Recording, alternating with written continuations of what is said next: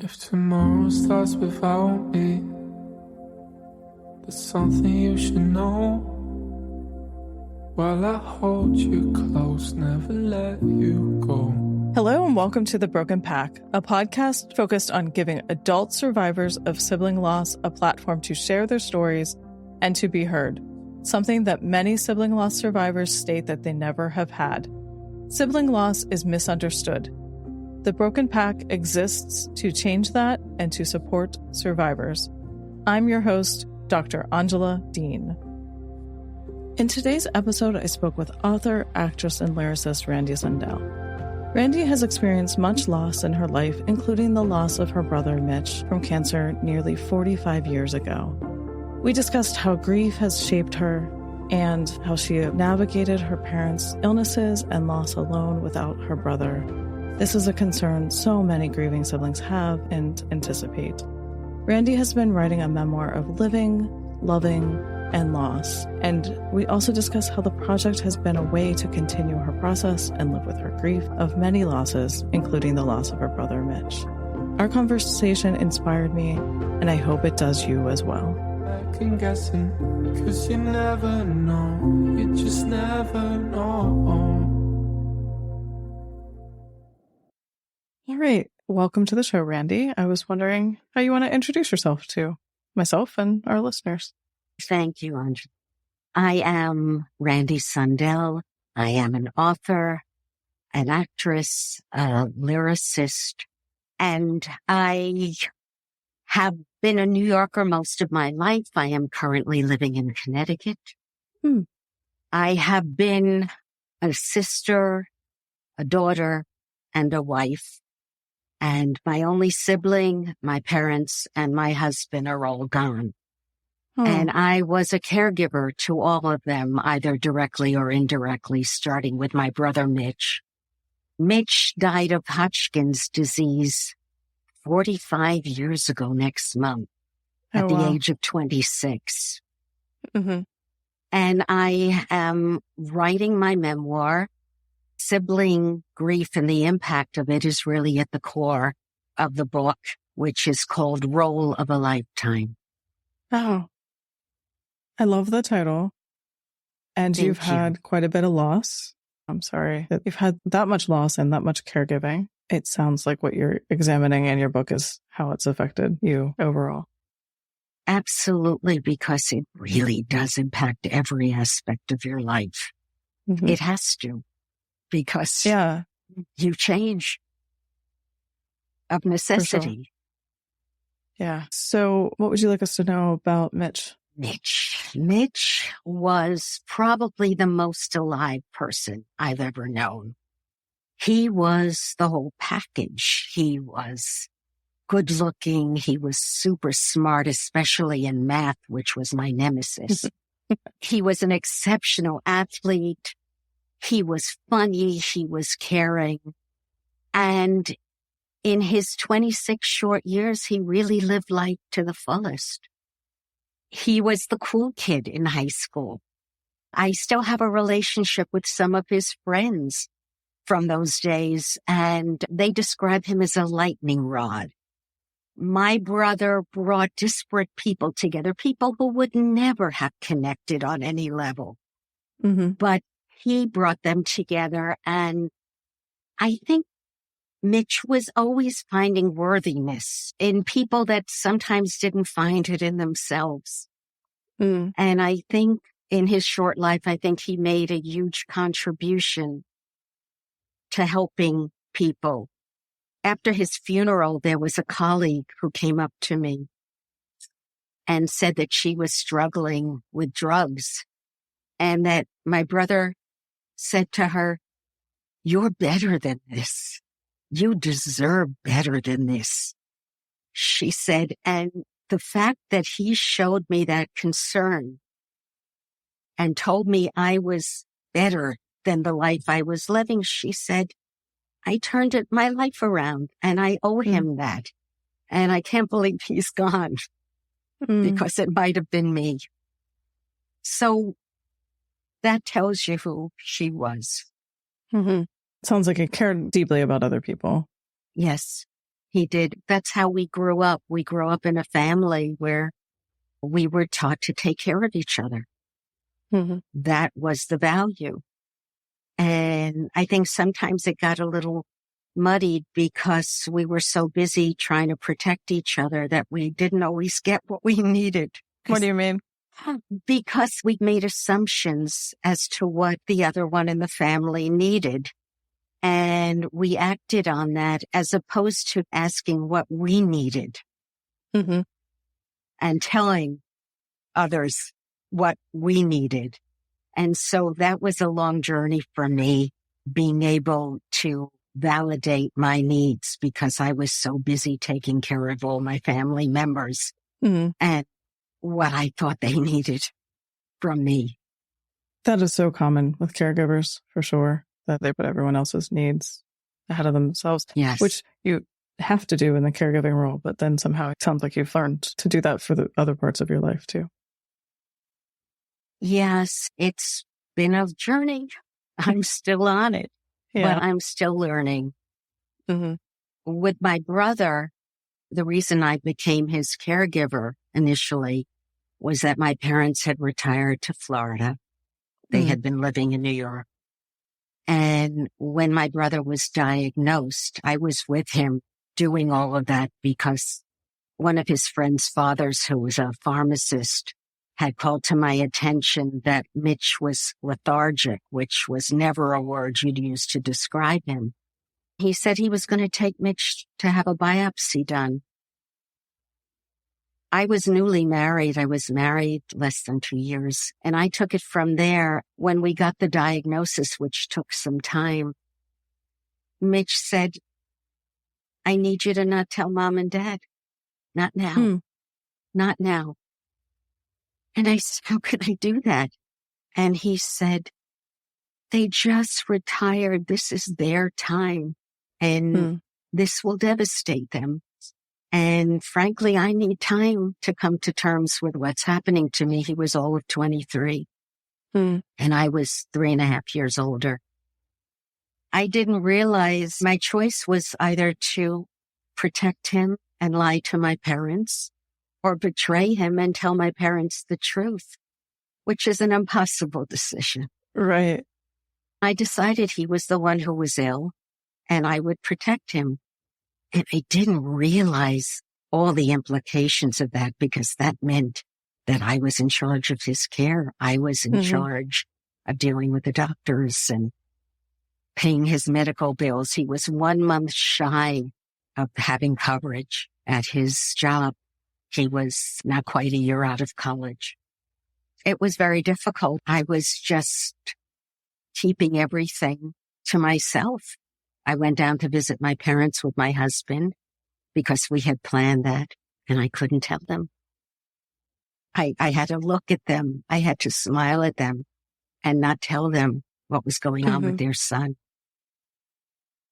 I wonder if you felt put on the spot if they asked how he was doing.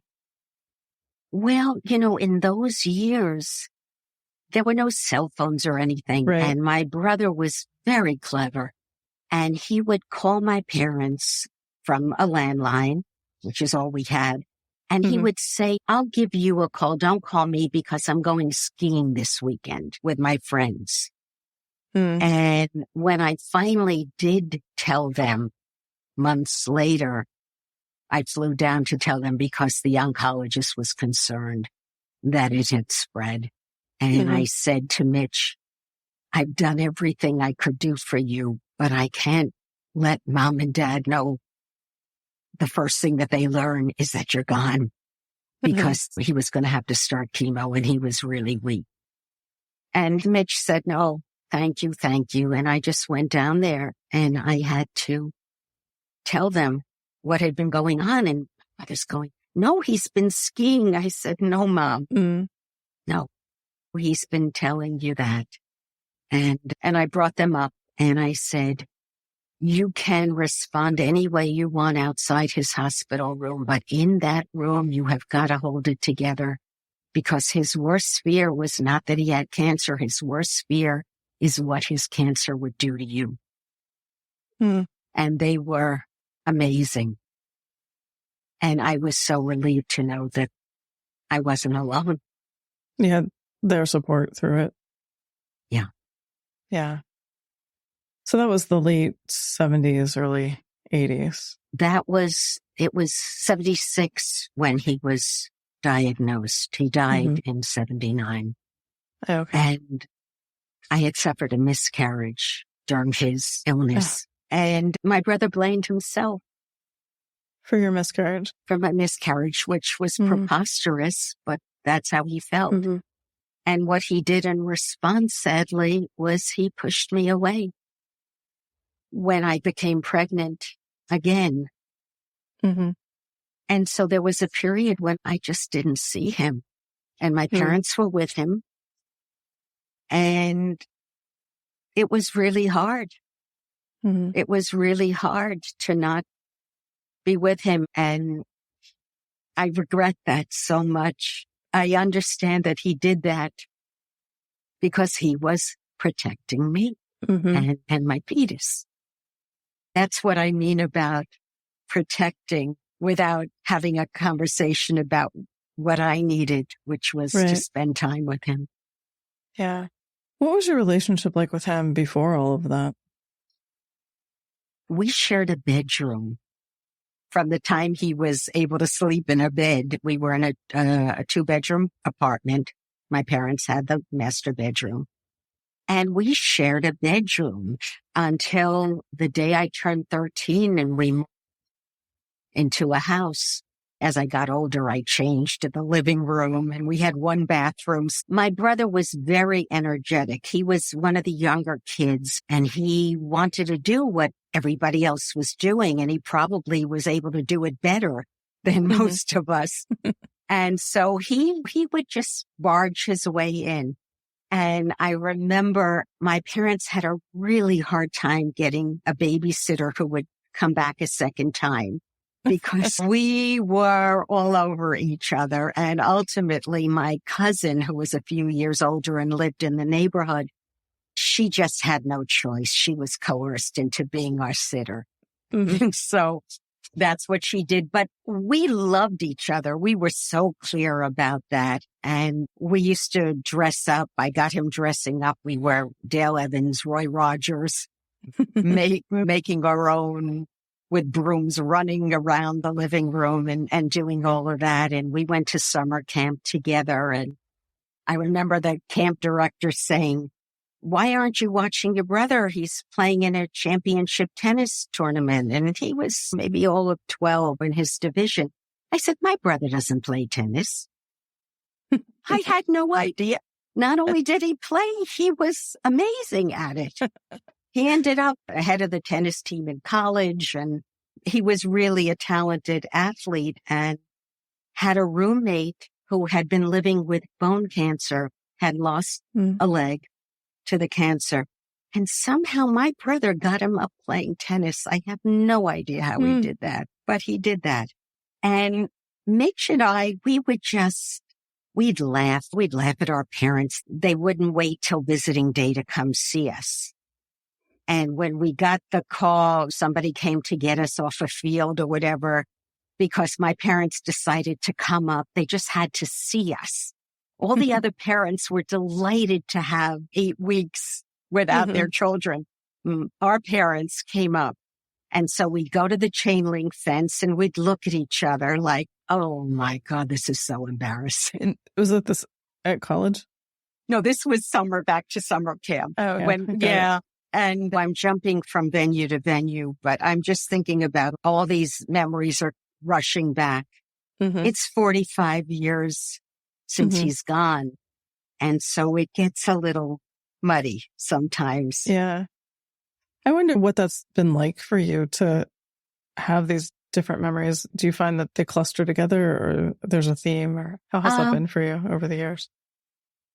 I think the one theme since he's gone is my questioning who I am, because I was a sister for 26 years. I was honing my skills as a sister. I loved being a sister. And I asked myself, am I still a sister if I don't have a sibling who's alive? And I didn't know how to be a single child because that's not who I was. And I wasn't sure what to make of that. And a few weeks after my brother died, I gave birth to a son. I was not prepared to take care of a baby. I was just reeling from everything that had happened. And that's what I mean about impacting every aspect of my life. And it was really difficult when he was in the hospital. My husband, I made so many demands on him.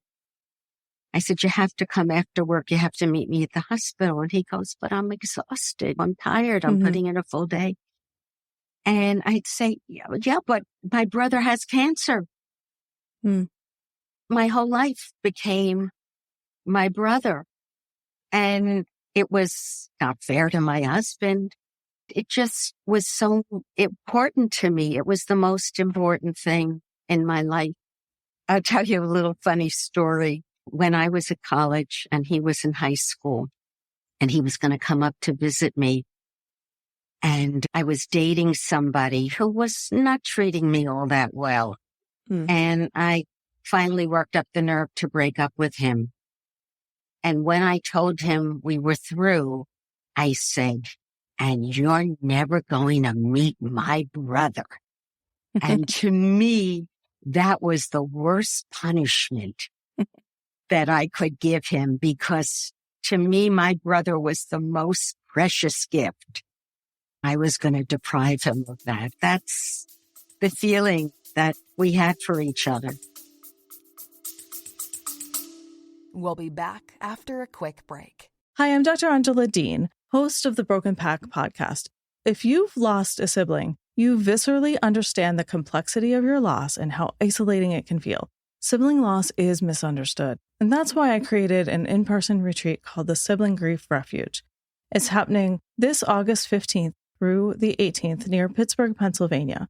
This retreat will include grief-focused activities and sessions curated and facilitated by compassionate grief experts, including me. It's a space where your grief, your loss, and your sibling will be honored and understood. In addition to grief discussions, education, support, and togetherness, you will be tapping into your continuing bond with your sibling through multiple activities, such as going on a photo walk or sensory exploration and mindful walks. In our remembrance ceremony, you'll have further opportunity to honor your sibling, share your story, and hear about others' siblings. For more information, visit thebrokenpack.com/retreat, or just head to thebrokenpack.com and click the Sibling Loss Retreat link in the top menu. Spaces are limited, so secure your spot today. Let's walk this path of sibling grief together. Now back to the show. That's beautiful. I love how you've described your relationship with him. I feel like I have a little bit of a sense of who he is or was. So you took on this caregiving role for him, and it sounds like it lasted for a few years. Well, the caregiving lasted with me exclusively for months, because then I got too nervous and I was fighting bureaucracy. I had to get money to pay his bills, and the system just kept letting me down. And I kept thinking, who's going to help me? Who's going to help me? And I think that one of the reasons that I'm writing my story, and one of the reasons that I want to talk to you and add my voice to yours and a growing group of voices, is that as a society, we have to do better.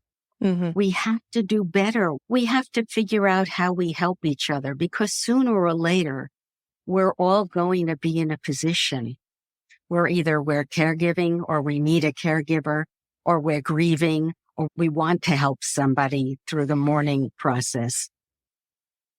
I think about it as we've got to all get more comfortable being uncomfortable. That wording is so perfect. Yes, we definitely have to become more comfortable with the uncomfortable. Because we can't help each other if we stay away because we don't know what to say. I think when people saw me as this young woman with this young child who had lost her brother, maybe they thought that could be me. Mm. I think that's a natural way to think. And nobody wants to think that. Right. So I don't know if you know the history of how the Industrial Revolution impacted caregiving and death and dying. Tell me. Before that, people died at home. People were sick at home. There was a comfort with that. People from young ages, children and all the way up, knew people that had died at home. They watched that. They were part of the caregiving process, bringing water and all of the things that they needed to do to make someone comfortable in the process of dying and in death. But then it moved to hospitals, and we have separated ourselves from that idea. And so as a society, this is reflected because we don't talk about death. We're not comfortable with it. And so we don't see it. We're afraid of it. And then when people are caregiving or grieving or mourning, we're also afraid of that because it's, like you said, uncomfortable. In the late 1970s, early 80s, there was nothing in place to support me. You didn't have home computers. You didn't have online groups. You didn't have support groups. One of the things I did, and this was key to my making my way forward to whatever extent, was I had an opportunity to work setting up a Gilda's Club.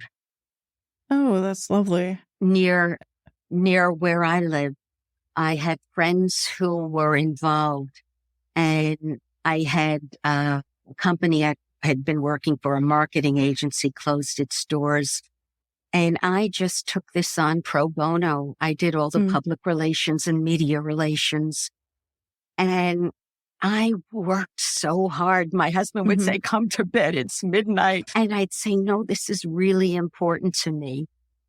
Because I would have given anything to have had that kind of infrastructure to support me.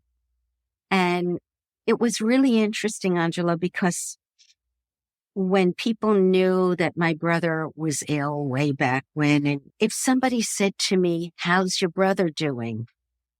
I was naive. I thought they really wanted to know.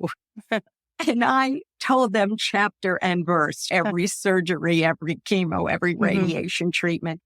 I quickly got the idea that they were being polite. And so then I would, if I got the question, I would say, not so good or a little stronger or whatever it was. And I had such a need to talk. And then I'd feel guilty because I'm thinking, I'm healthy.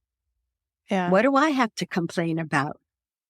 And so I know this from book knowledge, not from having lived it. From my past, I still work with a lot of cancer patients. That used to be exclusively what I did. So the history of psychologists and psychiatrists and social workers in cancer centers starts around the same time that your brother was ill. And my understanding, and maybe you can confirm or deny this, is that there was a stigma around cancer at the time too. Very much so. How did that impact you as far as being a caregiver for him and then grieving him?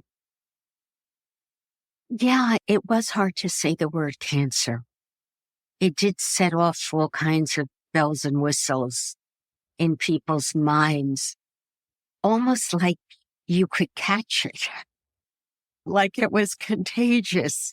Even saying the word seemed dangerous in those years. I hadn't remembered that until you started to talk about this. And the guilt that I felt, why was I spared? Why did he die?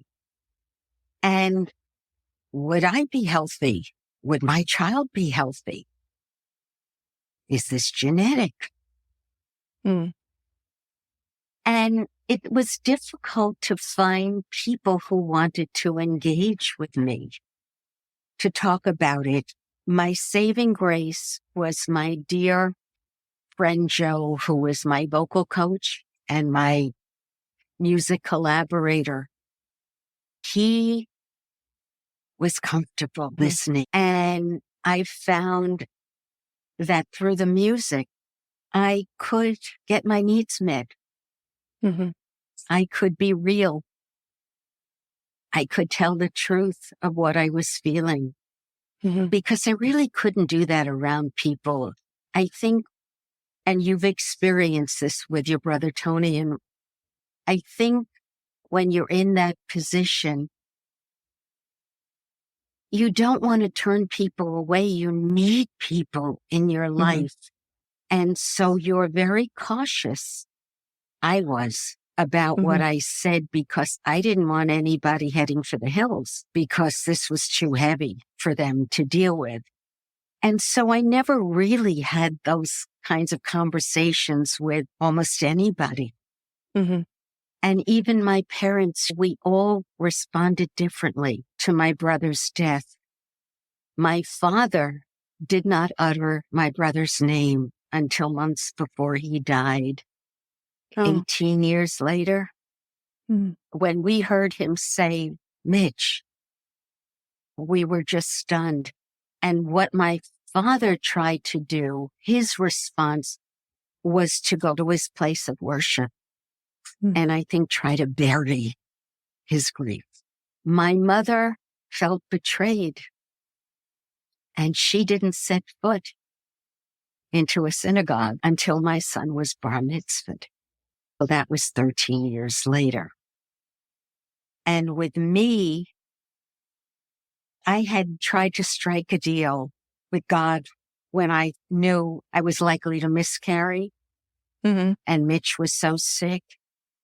And I said, if you have to take this fetus, let my brother live. Let my brother live. I can't lose both. And I lost both. And I had to figure out what I was going to do with that. And I read Many Lives, Many Masters by Brian Weiss, a psychiatrist.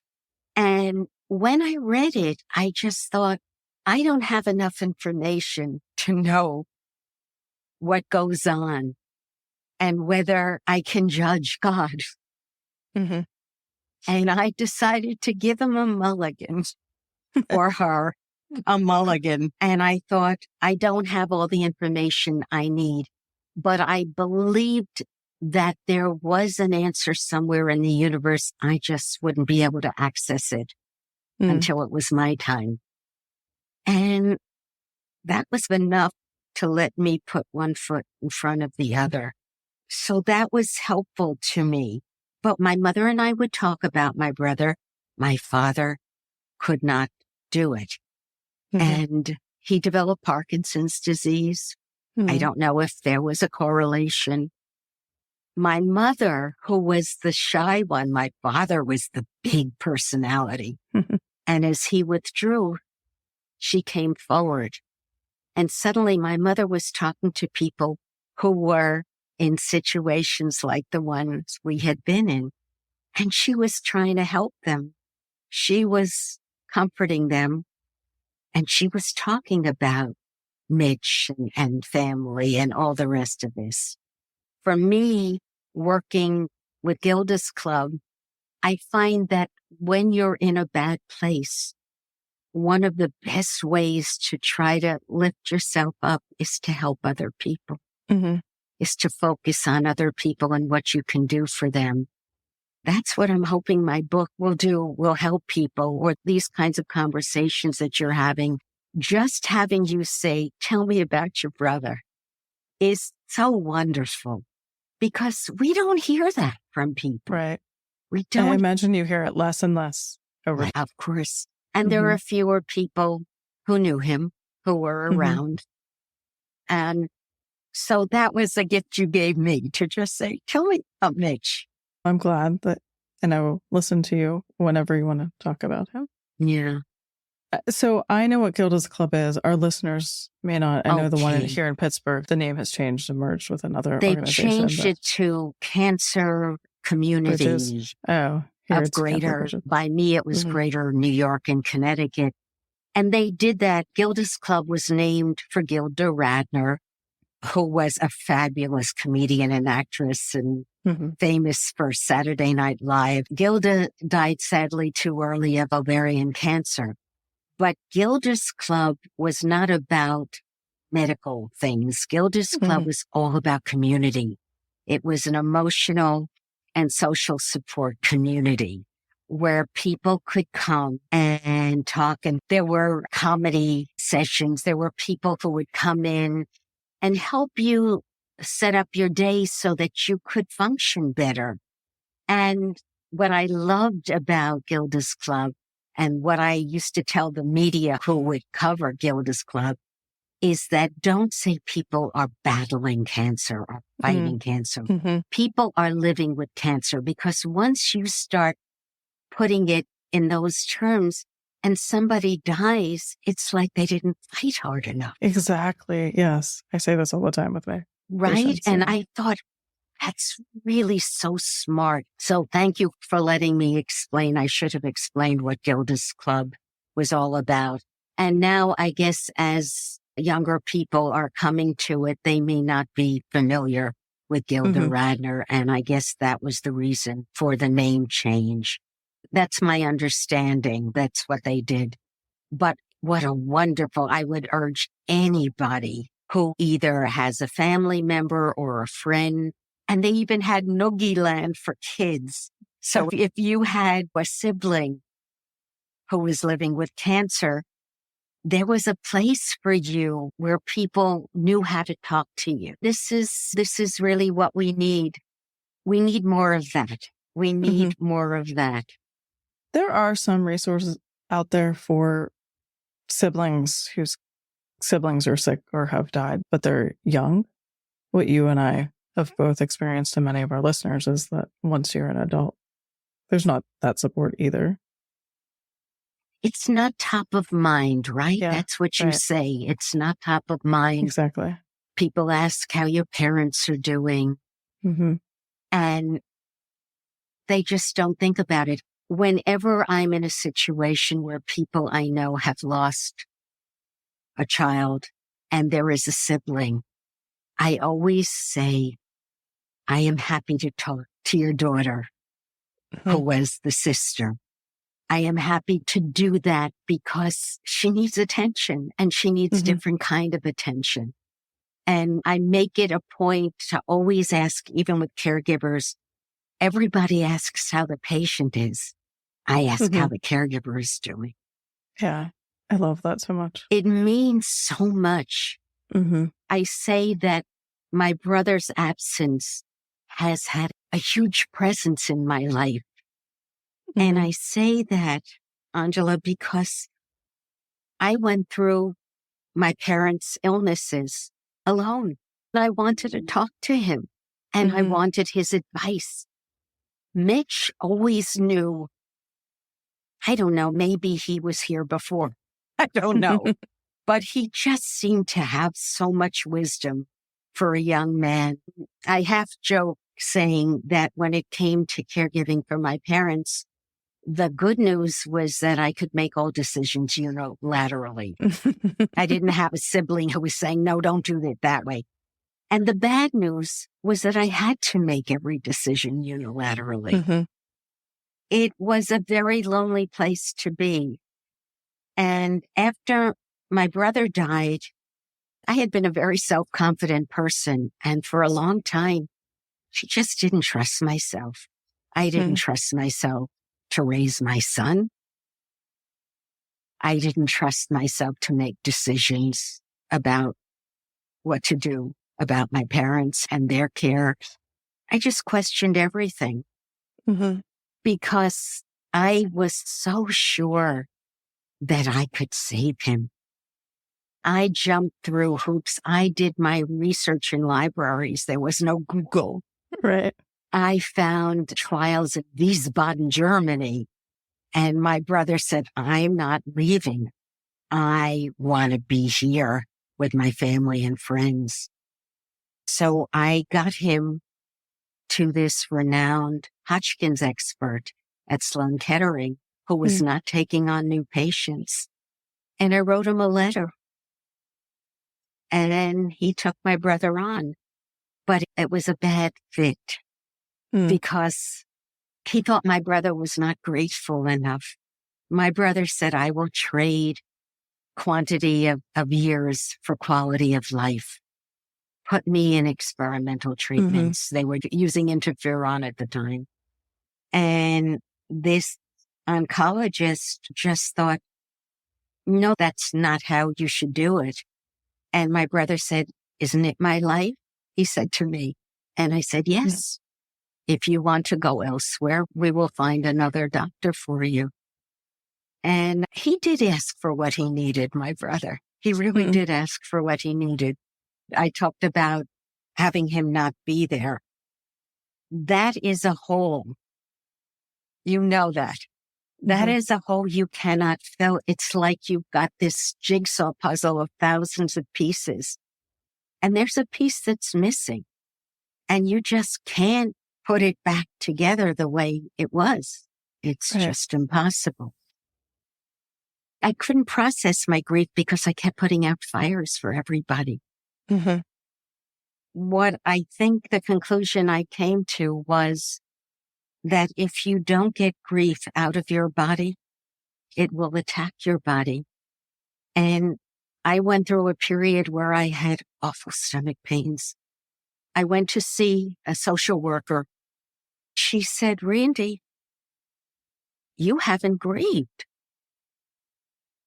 And I thought, no, I really haven't. I've been trying to take care of my little one.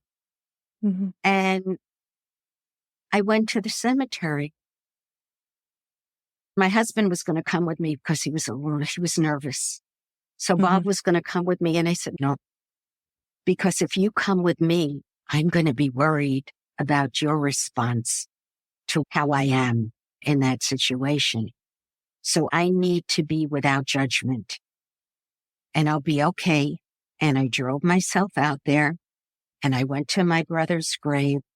It was like a screen test. I just ran the gamut of emotions. I was angry at him for leaving me. I was so sad. The thought that he would never know his nephew, my son, because they would have gotten on famously.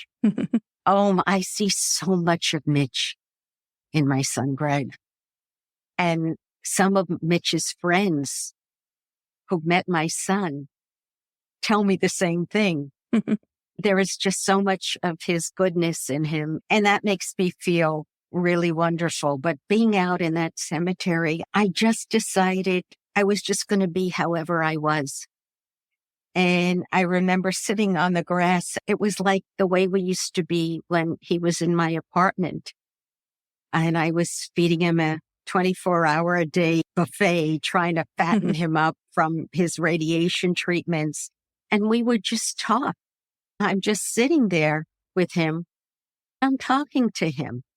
And there was something really wonderful about that awful you. But I was connecting with him, which is what I think I love so much about writing about him. It's like reliving all of these painful moments, but it's wonderful because I'm getting to spend time with my brother. Yeah. And remembering the stuff when we were young and remembering the laughter and remembering all those things. I tell people, write your memories. You don't have to show it to anybody, but it's wonderful. That connection is absolutely wonderful. So that's another way I think that I've tried to make myself whole again. I think I've learned that grief is really love. And in the beginning, I was so afraid to let it Mhm. go. It's so scary Yeah. because you're not sure you're going to put yourself back together again if you Mhm. really just let it go. And when I was at his grave, I just trusted that I could put myself back together again, and I just bawled. It sounds so strange, but when I woke up the following morning, my stomach didn't hurt anymore. Yeah, I think things we don't talk about in addition to grief in general is that there is a physical impact. Everyone thinks it's only emotional, but there are many other aspects to grief. Yeah, Uh, but you have to trust that, and that's a hard thing to do. It's a hard thing to Absolutely. do because you're not sure if you're already feeling so fragile and you're in such a fog. It's a scary place to be, but there is no other way around grief. And I think what felt like a boulder initially, I'm 45 years out from his death. Mhm. My dad died in 97, my mom in 2013, my husband in Mhm. 2015. And so this has been part and parcel of my life. When I feel grief, because it never leaves Mhm. you, right? Right. What I've found is it doesn't scare me anymore. Mm. And when something reminds me, when I'm in that place, I just think, okay, I see you. I know you're there. And I find by doing that, I take away a lot of its power Mm. because it's going to keep poking at me until I acknowledge it. Mhm. It's going to find a way to get my attention. And so now I think of it as a reminder of love that I shared with all of these people. And now it's like this colorful tail on a kite that just lifts me up and lets me Mhm. soar because they really are the wind beneath my Mhm. wings. They really are. It's a very sad movie. That was a theme song for. Yeah, but it's that love that really is powerful. That's what the Mhm. grief is, because you wouldn't feel so strongly if it was not built on love. Exactly, right? I think the saying goes, grief is love with no place to go. And Yeah, also, you lose people and you may not be affected by it, right? That you don't love, like people we don't know that are in the news or whatever. So I think that just highlights exactly what you're saying. Grief is love. yeah. I think once you can make that connection, it's not as frightening. Mhm. It's not as powerful. And when it happens, sometimes I think it's that pesky mosquito. And sometimes that mosquito is going to bite you. It's Mm. going to sting. And 45 years later, it will still sting me. And I just Mhm. acknowledge it. And I think once you recognize that it's on this trip with you forever, that grief, it's not going anywhere. Mhm. And sometimes it'll rear its head at the weirdest times. You're standing in line to check out at a supermarket and something just hits Yeah. you. It's always the grocery store. Right? Just It's great. Yeah, grocery stores thing. You're just watching a movie and suddenly you're just dissolving into Mhm. a puddle. I remember right after Mitch died, I'd look around at people who were behaving in terrible ways to other people. And I would think, my wonderful brother is dead. And you get to live making people's lives miserable. And it was so angry because Mhm. it just felt so unjust. The other thing that used to get to me, I guess it still does, is when I talk to people who are estranged from siblings Mhm. and for whatever reason they've chosen to have no contact. And that breaks my heart because I would give anything to have my brother with me. Yeah. I think that's a difficult one because sometimes there are good reasons for people to Yes, estrange sometimes themselves. there are. And yet I talked to Randye, and I think it was the second season of this podcast. She was estranged from her twin when he died. I know that she's still struggling with her grief and will always, right? Like all of us, and has found ways to reconcile the estrangement after his death. So I think that it's complicated, but I also hear that, right? We lost our siblings and then envy that other people still have them and Yes. may not have a relationship with them. I think that's a challenge. Yeah, we're only looking at it from our envy perspective. is right. Yeah. Yeah. You also had anticipatory grief with, it sounds like all of your losses. Yes. Oh my gosh. Yes. Do you want to say more about that? Yeah. It is so frustrating seeing this car coming right at you, and there is nothing you can do about it. Your life shrinks so much. It's a slow death for the person watching. With my husband, my life got smaller and smaller because he was ill throughout our marriage. But at the end, I knew it was critical. And you change because you don't have the same relationship with that loved one because you can't. Mm-hmm. You can't. And you're trying to be there for them. And in doing so, you're not taking care of your own needs. It's a very lonely place to be because, again, who are you sharing this with? You can't share it with the person who's dying. I could share with my parents what I needed as it related with my brother. As a matter of fact, my parents were with my brother when he died. I was not, because I had gone to see my brother, but my parents called, and remember I was 8 months pregnant, and told me he was gone and told me that he had been coding. And when he coded this last time, they had told the medical staff, the next time he codes, let him go. Because I said, why didn't they bring him back? And my mother said, because we told him to let him go. He was ready to go. And I said, but I didn't give permission. I didn't give permission to let him go. And then I felt so much guilt because they had just lost their son. And I was directing my anger, my sadness at them. And then I just said, I'm so sorry, Mom and Dad, I'm so sorry. And they said, it's okay. We'll see you tomorrow.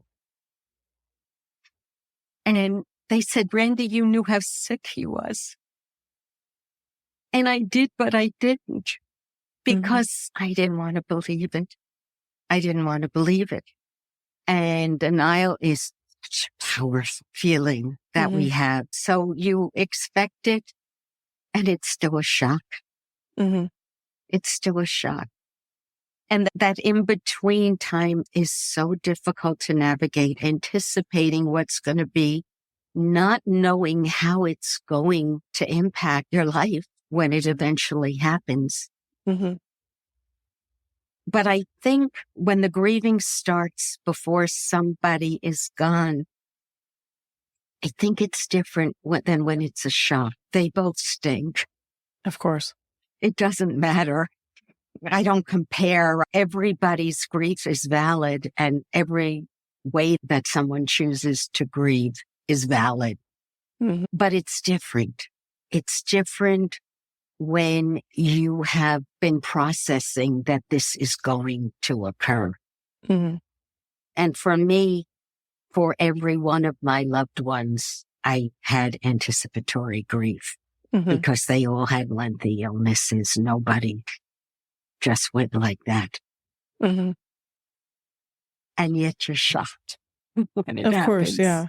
I was just actually thinking about this. I don't know if I actually said it out loud to my husband the other day, but they released the theme song for this podcast as a single that you can download.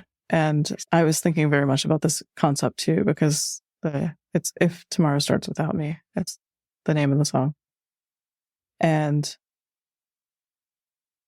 even though you're anticipating it, you still, unless it's medical aid in dying, which is not legal in most places, you still don't know exactly when that time or that day will be. You might know within a short period of time before it happens, but you generally don't know. Oh, in 3 months on this date, this person, even in anticipatory grief, you have no idea. So thank you for sharing that, because it validated what I was thinking about the other day. Not that I need validation, but thank you. And it's all painful. Yeah, but life is everything, right? It's every emotion. Mm-hmm. And nobody gets off scot-free, gets through this life without pain. Right. Or dying. Nobody. Or dying. Yeah. Nobody. I will tell you that my brother told my parents that he had the best life, that he had the best family and the best friends. And I thought how at this time, knowing he was staring death in the face, he found gratitude. And I try to find gratitude. I really do in everything. I try to find gratitude. That grounds me. And he also asked my parents if they had seen the movie Heaven Can Wait, which was a remake with Warren Beatty, where this athlete is taken with a motorcycle accident and he wasn't supposed to die. And so they keep putting him back into other bodies and finding a place. And he tells his love interest, I may not look like me, but if you ever come across somebody and you just have that sense that this person is familiar in some way, that might be me. And so I have looked for these signs, and I have seen some of these signs where things that were preposterous, it didn't make sense other than somehow that was my brother letting me know when my son was bar mitzvah, this huge snapper turtle came. And a Jamaican friend said, when folklore, that means something, that's the spirit coming back. And she said, and how amazing, because my whole family was gathered. My parents were up from Florida. We were all together. That was the week. And he was with us through this turtle, and turtles followed my son throughout his life. Turtle was there when he got his acceptance in college. My son wore a vineyard vine tie for his wedding that had turtles. Never having met my brother, he brought my brother to his wedding for my mother and for me.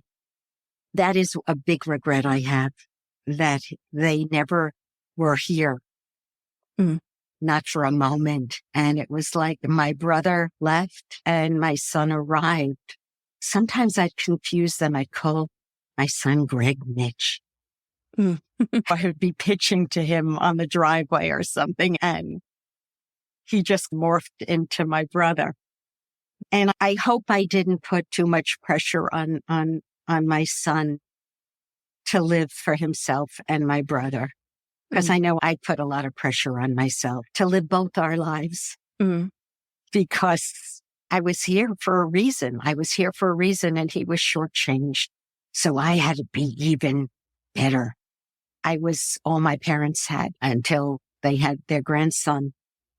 You talk about the fog of grief.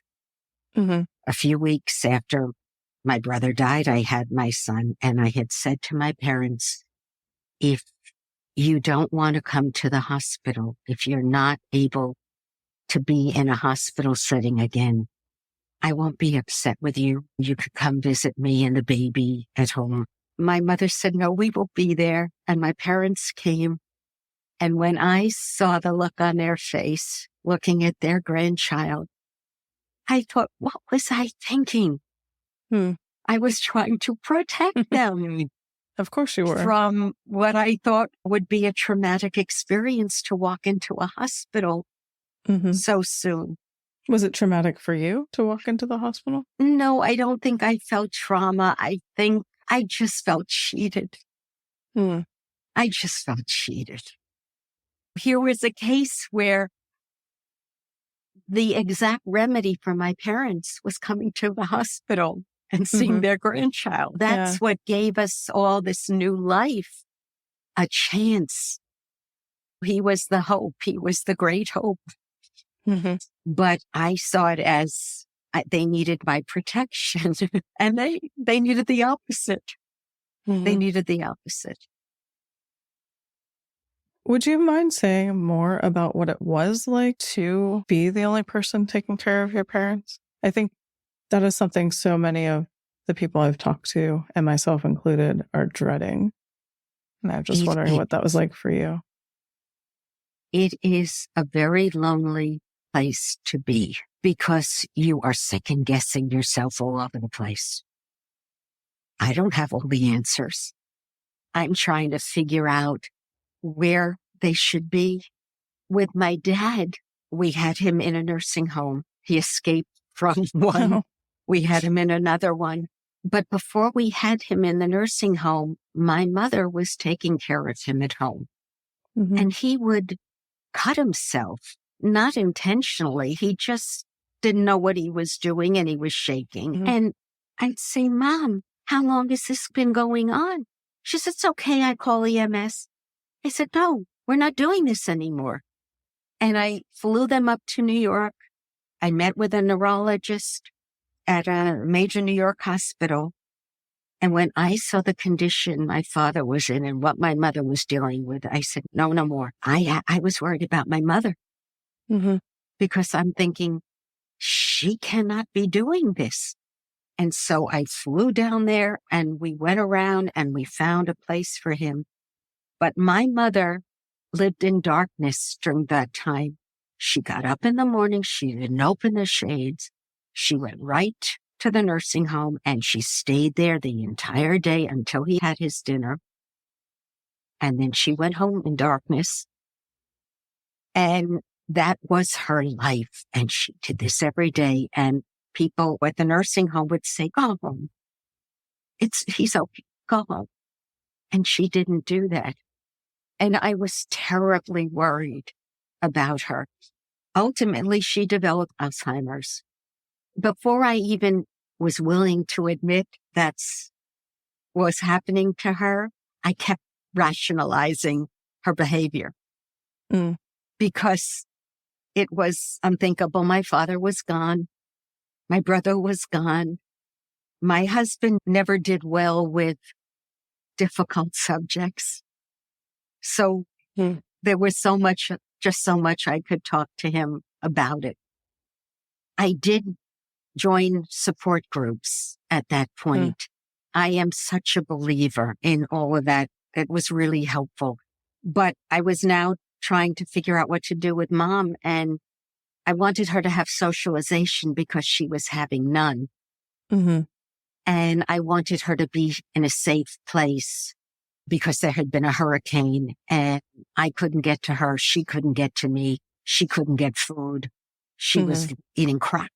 So I said, okay, Mom, here's the deal. I said, if you want to stay in Florida, you can stay in Florida, but you must be somewhere where I know you're safe and I will fly back and forth to see you. And I put her in initially as independent living. And then I quickly saw that my mother used to do crossword puzzles in ink, the Sunday New York Times in ink. And suddenly she couldn't wrap her head around this little abstract concept. And I thought, oh no, we got a bigger problem here. And so we went to address all that. I had my cousin Lonnie, who babysit Mitch and me when we were kids. She was living near Mom, and she was my eyes and ears when I wasn't in Florida. And my husband was in and out of hospital. So I was trying to clone myself, and I just couldn't do it. But I tried. these were momentous decisions. These were life and death and quality of life decisions. And I made them by myself, and I would try to talk to people who had healthcare companies providing aids and doing all of that to please just give me suggestions. What do they think?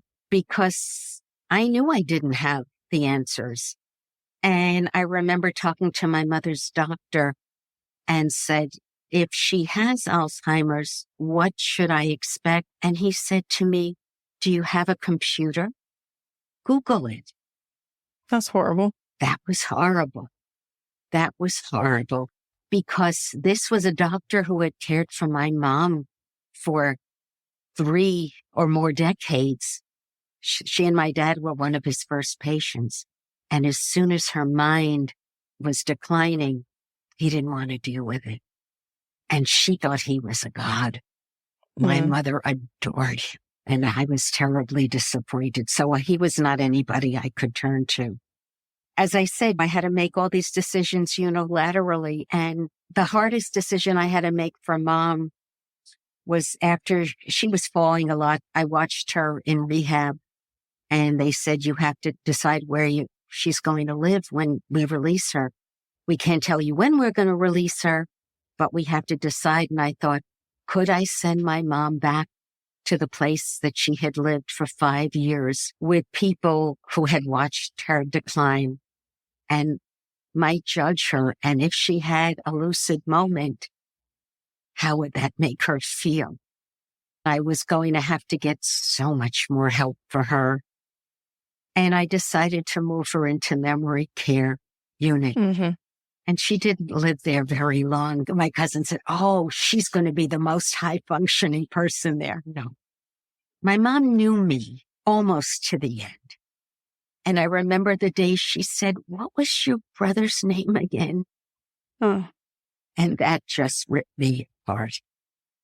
And then she didn't know my name. She knew I was somebody who was nice to her.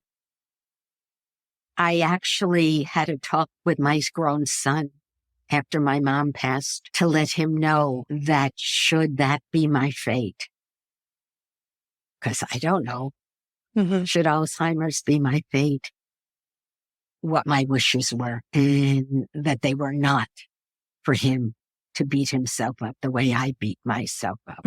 I wrote it in a funny way because obviously he did not want to have this conversation with me. But that was my way of taking control of the situation while I had the wherewithal to have it. It was a piece I had written that I think helped people and engage in those kinds of conversations. These are the kinds of conversations that we all need to be having, and it destigmatizes things that illnesses and grieving and everything that we don't talk about that. For sure. Yeah. Thank you. Thanatology, it's death, dying, bereavement, and just loss in general. That goal there is also to make us a little bit more normal to talk about and support people with. What would you like to say about the book and when that's coming out? It's been a process. I'm sure it has. I am in revisions right now because it was very important that my vulnerability be out on the page so that people could relate. What I realized was what I thought was on the page was not on the page, because I basically put on a show for myself. The performer put on a show for herself in order to be able to function. And so what I'm doing in these revisions is I'm going to those dark places that I really felt, but couldn't put out there except through my music. And so I think once this is done, I will have the book that I intended to write, which was a book that would hopefully inspire people going through difficult times to feel that there is a way through it, but you really have to go through it. You can't walk around it.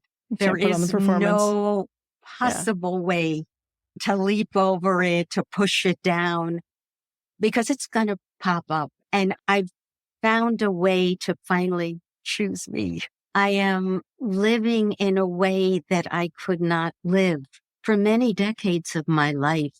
I joke to people, I say, I'm living in a hurry because there's so much I want to do. And I am throwing caution to the wind. You asked me, would I like to? Absolutely, I would like to do and have a conversation with you. I'm trying to make a difference. That's important to me. This book is my legacy, and it also honors my family, my loving family, because I was one of the lucky ones. Not everybody has a family that gives them unconditional love, and mine did. It doesn't spare you from heartbreak. Yeah. That's going to find you. But I think it helps. If you've been reading books, there are so many authors now who are talking about grief in such positive and honest ways. Colin Campbell wrote Finding the Words. Yeah. And I've spoken with him. Colin is saying to people, don't be afraid to tell me about the person you knew who I loved, whether it's my children or my brother, because you're not going to make me sad. I'm already sad. Exactly. We're already thinking about them and sad. Yeah. I know that they're gone, but boy, it's wonderful. As you said to me, tell me about your brother. It's wonderful to ask people that question because we want to talk about them. You want to talk about Tony. Yeah, for sure. On that vein, let's switch to, and I know you've shared a lot already of these, but do you have any favorite memories that you want to share with us? I told you Mitch was very wise. I was talking with him, telling him, this is when I had a college roommate who just abused me. And I was telling my father, I said, I feel like she treats me like I'm the doormat. And my dad, in his form, said, turn the other cheek, Randye. And I'm going, no, Dad, it doesn't feel right. I shouldn't have to put up with this. And I'm telling Mitch, and Mitch says to me, Randye, he says, what's the matter with you? He said, why must you try to persuade Dad that he's wrong and you're right? He says, you know what I do? I tell Dad something. He tells me what I should do. I go, good idea, Dad. And I do what I want. I said, that's brilliant. It's brilliant. It would never have occurred to me to just not have to win this battle. Just do what feels right to me. So that was just one of the wonderful memories. And also, not a wonderful memory, but I hold on to it because it's really the last one I had. I was able to visit my brother when I was 8 months pregnant. It didn't occur to me that he was saying, yes, come, because he knew he was dying. It didn't occur to me. I was just so happy that I was going to get to see him. And he looked great. He had the nurses shave him. They prettied him up. He had a smile on his face. We were laughing and joking. And I thought, I know what my parents are telling me, but maybe it's going to be all right. Maybe it's going to be all right.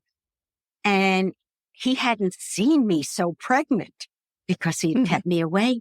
And he goes, when's the baby due? And I said, 5 weeks. And he goes, oh, that's a long time.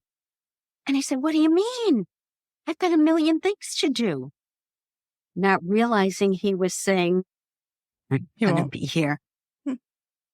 And all he wanted to know from my parents when they gave him permission to go was that I would be okay, my baby would be okay, my husband would be okay, and our parents would be okay. That's what he needed permission, but he needed to know we were going to be okay.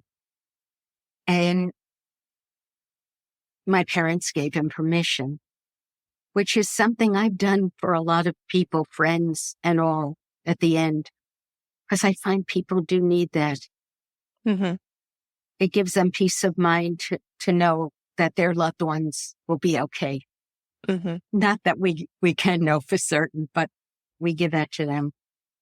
And from my brother, when I wasn't singing, and he wanted to know why I wasn't singing, and I said, I just don't have the confidence. I'm tense about it. What if I bomb? And he goes, yeah, let's say you go out on stage, Randye, and you stink up the place. He said, is your husband Bob going to leave you? Are your friends going to walk the other way, cross the street, not to be? And he got me laughing. And he said, what's the worst thing that could happen? If you really did something and you will fail, what's the worst? And I hear his voice in my head every time I put myself in a position. Should I try this? Should I take a risk and do this? Mm-hmm. Should I try? Should I let myself maybe fall in love again? Which I did. I hear that voice in my head. What's the worst thing that could happen? And it just lifts me up. It's like a big hug. And when I think of my brother, I just feel that big hug. Thank you for sharing that and sharing. Thank you about for him. giving me a chance to. The book is giving me time with him. You've given me more Mm-hmm. time with him. And I'm very grateful. You're welcome. Well. And I want to say that you said earlier that you hope you make a difference in people's lives. And I can tell you already, this conversation has made a difference for me. So I hope. Thank you. Thank you. Thank you, Angela. Yeah. That means everything. That means You're everything. welcome. Thank you so much for listening. Our theme song was written by Joe Mylward and Brian Dean and was performed by Fuji Sounds featuring Mylward. If you would like more information on The Broken Pack, go to our website, thebrokenpack.com. Be sure to sign up for our newsletter, Wild Grief, and to learn about opportunities and receive exclusive information and content, as well as grieving tips for subscribers. Information on that, our social media, and on our guests can be found in the show notes wherever you get your podcasts. Please like, follow, rate, subscribe, and share. Thanks again. 'Cause you never know, you just never know.